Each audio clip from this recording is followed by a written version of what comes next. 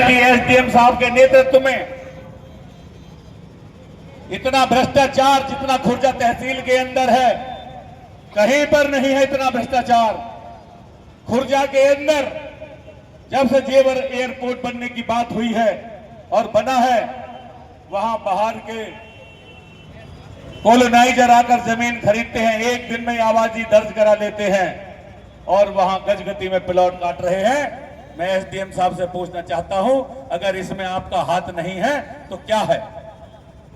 अगर एक किसान 4 कोठरा बना ले और आबादी दर्ज करने की बात कहे तो 4 साल तक धक्के खाता है।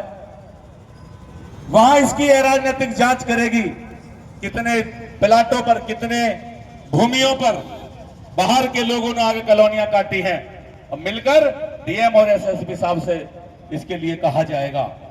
मैं एक बार आपको फिर बता देना चाहता हूं, अब मेरी बात आप ध्यान से सुनना।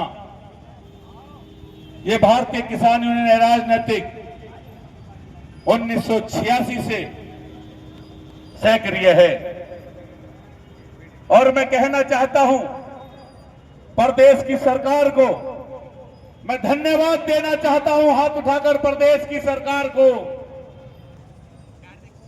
किस लिए देना चाहता हूं?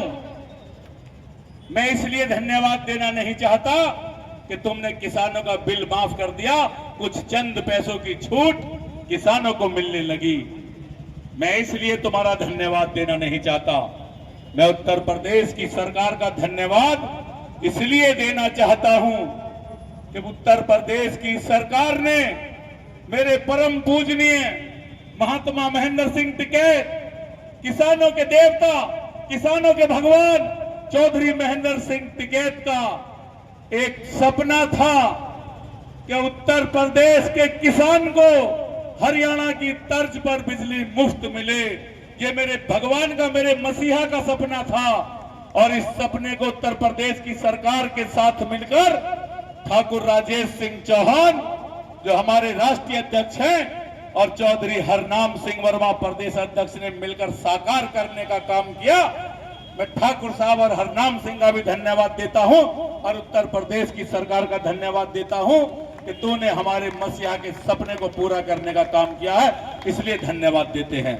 लेकिन उसी के साथ हम ये भी कहते हैं कि अगर किसानों का उत्पीड़न आपके कार्यकाल में होगा तो हम संघर्ष करेंगे।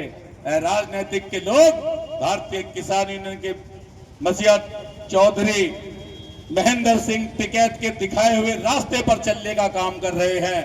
ठाकुर राजेश सिंह चौहान, हरनाम सिंह वर्मा उस पवित्र आत्मा के दिखाए रास्ते पर चल रहे हैं और आए दिन किसानों के लिए कुछ ना कुछ नए आयाम खड़े कर रहे हैं।